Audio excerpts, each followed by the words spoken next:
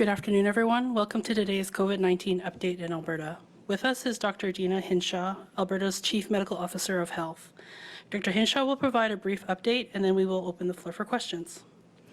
Thank you, Shireen, and good afternoon, everyone. I'd like to start today's update by sharing this weekend's data with you.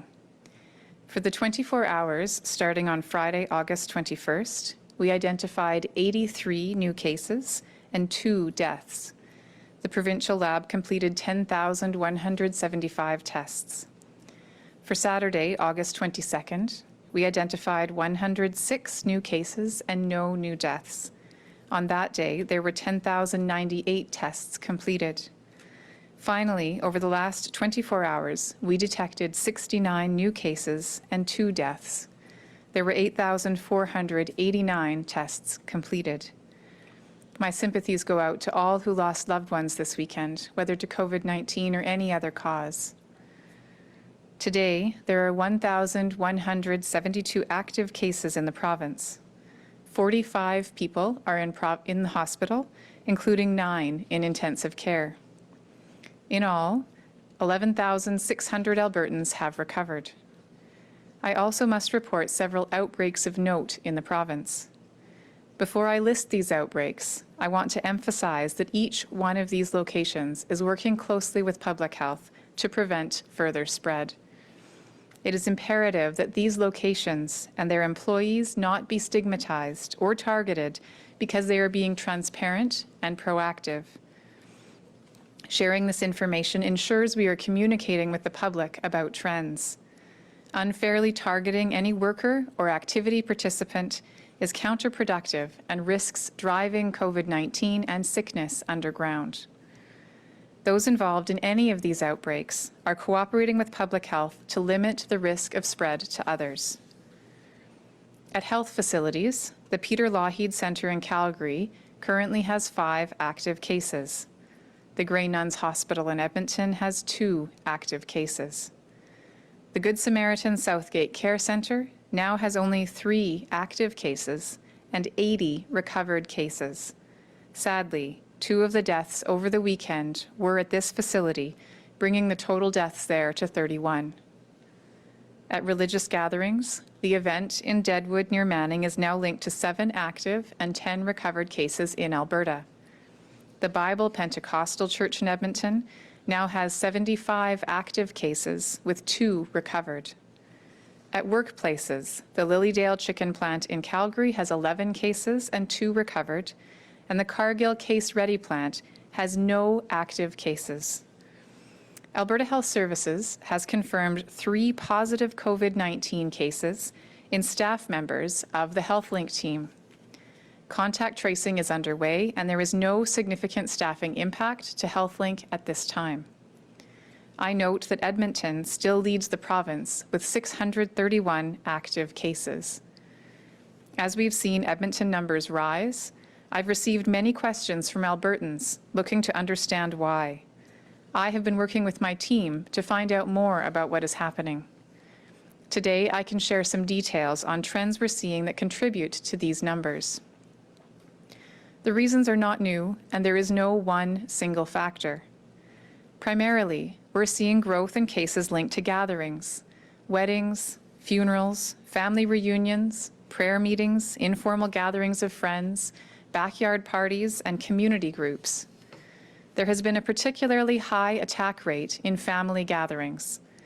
Social connection is vital to our mental well-being, and I know that we have all missed these activities immensely. We crave hugs with grandchildren, we want to share meals, and we are keen to catch up with our extended family members. We miss our aunts and uncles, cousins, parents and grandparents, and we're tired of only connecting through telephone or video chats. We are hardwired to want to be together. However, when organized by even the most well-meaning family members, it can be challenging to maintain physical distance with loved ones, or to ask your parents or grandparents to wash your hands, and to ensure that nieces or nephews who are sick stay away and don't come. It's natural for families to want to move gatherings indoors when the weather cools, to sit close together, to hug one another, and to share food. When we let our guard down, the virus has its opportunity. It is possible to hold a safe gathering, and when we do, we must be diligent in ensuring proper infection control protocols.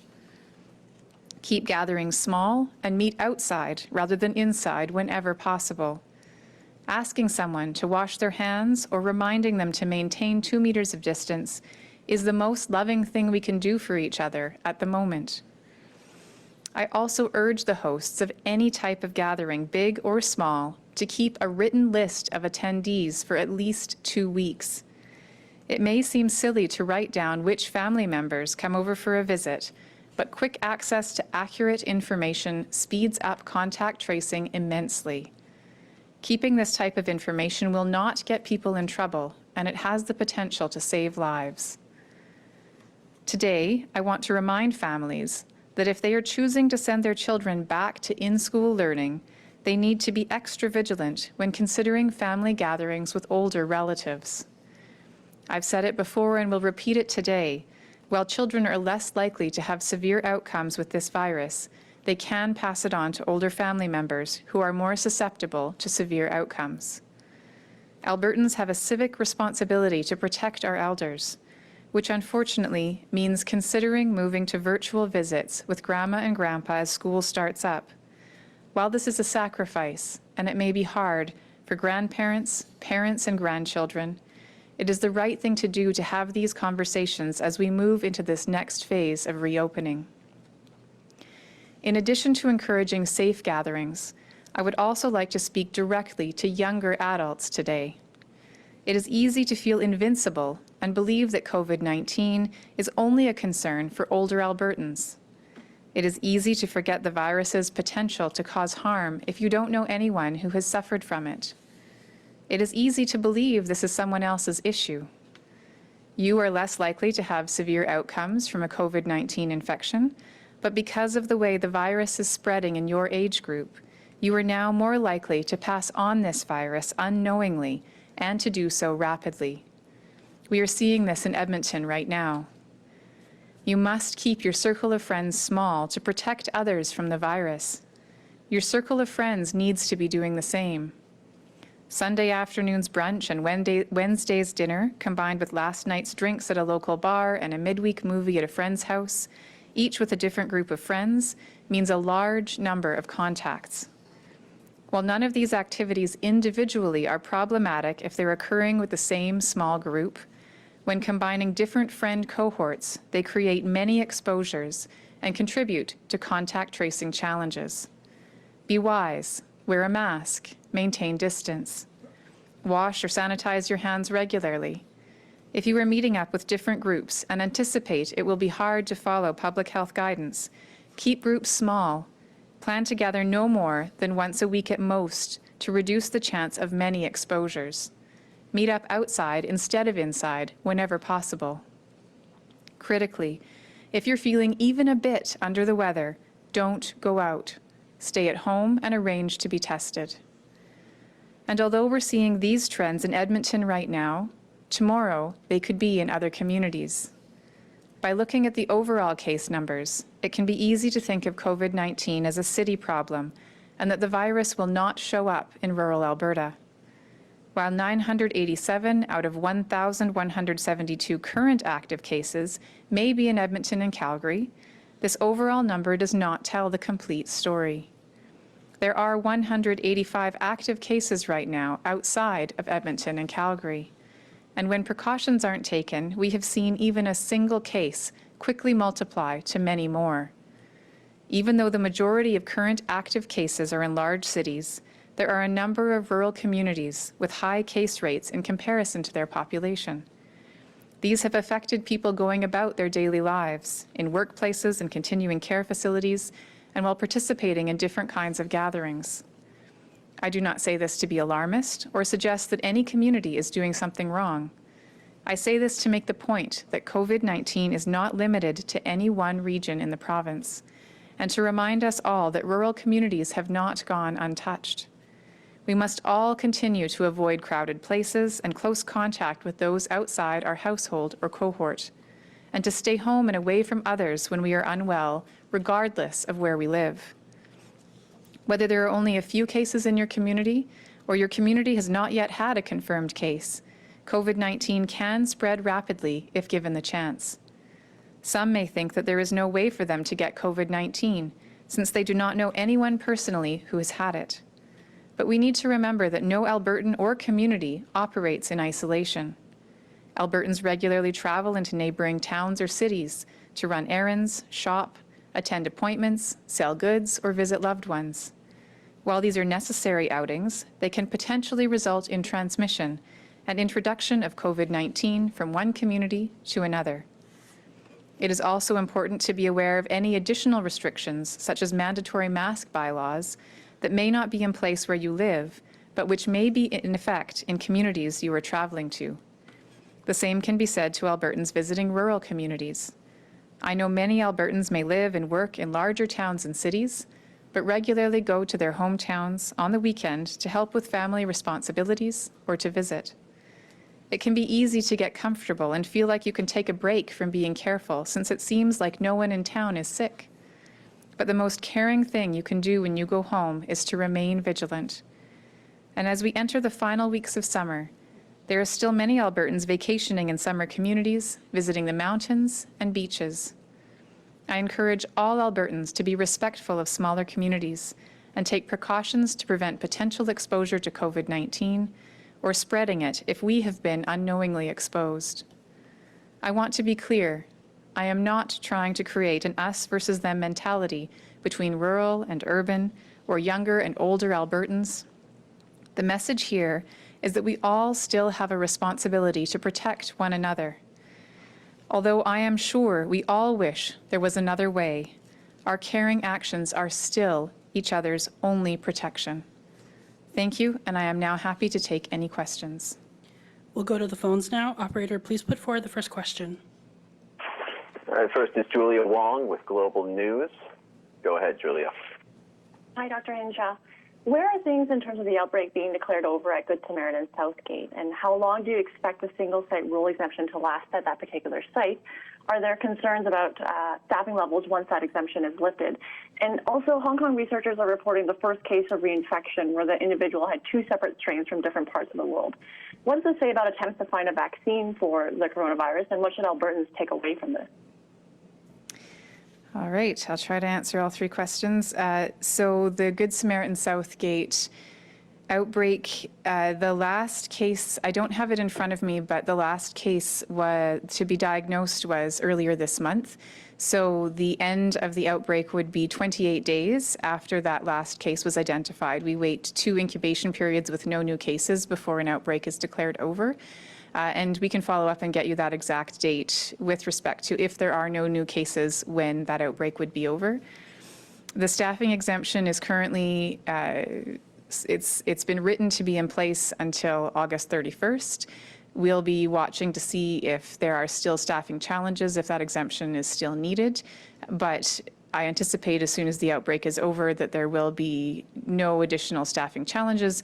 We're working closely with Alberta Health Services and as they are with the Good Samaritan group to find out what that trend is like and to make sure that staffing is back to normal and that the residents get the appropriate care, which is the reason, of course, that the exemption was put in place in the first place. The third question about the first reported case of a reinfection. It's difficult to say at this point. This is, as you noted, the first case that's been reported in the literature of a reinfection of someone who's been infected with one strain and now appears to be infected with a second or different strain. And we'll watch this closely, but this is a single case report, and I think it's too soon to know what, if any, impact this may have on, say, vaccination or other control measures. Operator, please put through the next question. Next is Jackie Perez with City News Calgary. Go ahead, Jackie. Hi, Dr. Hinshaw. As kids head back to the classroom, is there a threshold on the number of outbreaks and COVID-19 cases that need to be seen before ordering schools to close? And if so, who's making that call? We're working right now with my team to, again, look at other jurisdictions, see what experiences have been like in other places. To determine, again, those kinds of metrics, we will, of course, be watching closely for any outbreaks in schools, any cases in schools, and so those thresholds or metrics, again, have not yet been determined, but will be part of a discussion between health and education as we look at and learn from other jurisdictions. Just a reminder for everyone, please keep your questions to one at a time. Operator, please put through the next question. Next is Shannon Scott with CBC. Go ahead, Shannon. Oh, hi, Dr. Hinshaw. I'm wondering if you can tell us a little more about the outbreak at the Peter Lougheed Hospital, if we know how it started, what's being done to try to keep it under control. The information that I have from Alberta Health Services is that there were several staff and 3 patients on the same unit who were identified to have COVID-19. The patients have been moved to a location where they can be adequately isolated and cared for. And of course, the staff who are cases are also isolated. I'm not sure exactly the source of the outbreak. That I think is still under investigation. Alberta Health Services may have more information about that. But all of the outbreak protocols with respect to limiting admission onto the particular unit that was affected, and I should specify that it is just one unit that seems to have been affected at this time. So that unit is not receiving new admissions. And again, all staff and patients who are affected have been put into appropriate measures with respect to either isolation, if they're a case, and any close contacts are being put in quarantine to make sure there's no further risk of ongoing spread. Operator, please put through the next question. Next is Carrie Tate with the Globe and Mail. Go ahead, Carrie. Hi, Dr. Hinshaw. Thanks for taking my question. Today's data shows it looks like a new case in the ICU with a 4-year-old, as well as other cases previously with 2 people under the age of 19. What can you tell us about these cases? Were there underlying conditions? Are they recovered? What has their experience as children been compared to adults? The detailed information around specific cases we're not able to share for confidentiality reasons. With respect to the overall trends, I don't have current information about that. What I know about the cases that I'm aware of who have been younger, who have ended up in the ICU, is that there were certain risk factors. And that's something that we can take away with our analytics team and see if we can put together a list of the general kinds of risk factors that we have seen. One thing I'll say, not necessarily from our own experience, but what we've seen in other jurisdictions is that there does seem to be a link to things like smoking or vaping and having a more severe outcome following a COVID-19 infection. So it's a good reminder for those who are interested in cutting down or quitting those activities to look at the supports that are available, like the Alberta Quits Helpline, and consider ways to, especially for those, obviously this is more for those who are teens who are vaping or smoking, that this is a great opportunity to think about supports that are available to them to quit, to reduce the chances that they may have a more severe outcome should they become infected. Next question, please, operator. Next is Michelle Bellefontaine with CBC. Go ahead, Michelle. Oh, hi, Dr. Hinshaw. I just have a question about the HealthLink outbreak. There was 3 staffers that have positive tests. The UNA local that represents them is asking for on-site testing. And I'm wondering if this is something that Alberta Health is considering for this site. That question would probably be better directed to Alberta Health Services. So we wouldn't have a policy at the ministry about whether or not to offer on-site testing. We do recommend, if there are sites that provide on-site testing, that they ensure that it's voluntary, especially for those who have no symptoms. So that would be the one caveat in terms of a policy requirement, but that would probably be a better question for Alberta Health Services as to whether or not that on-site testing is being considered. I believe we have one last question in the queue. Can you put that one forward, operator? Yes, our final question is Lauren Boothby with the Edmonton Journal. Go ahead, Lauren. Hello. I was just wondering if you could tell us about how teachers have been responding to the call to get testing for COVID-19 before going back to school, how that's been going. What I understand from the reports is that there are many teachers and school staff who have gone to get tested. I don't have a specific number, but I'm told that there are many who are listening to the recommendation and going out to be tested. And so we know that we've had significant volumes of testing in the last week or so, and it's likely that that's being driven partly by the response to this particular request for teachers and staff to be tested. Thank you everyone for joining us today. Dr. Hinshaw will provide the next update on Thursday.